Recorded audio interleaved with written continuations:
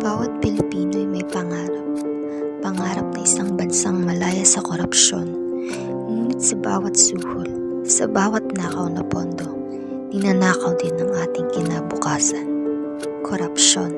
Sakit ito na lumalason sa ating lipunan, mula sa mga lansangan hanggang sa mga tanggapan ng gobyerno.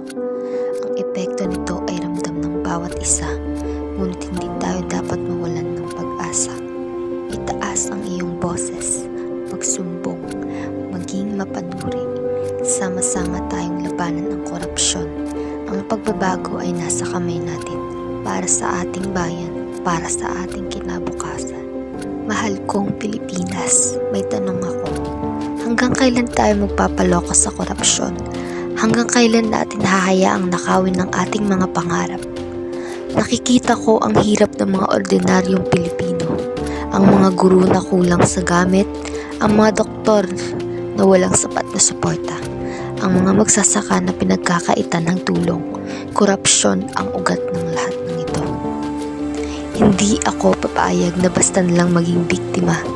Lalaban ako, ikaw, tayo. Sama-sama tayong maninindigan para sa isang Pilipinas na malinis at tapat.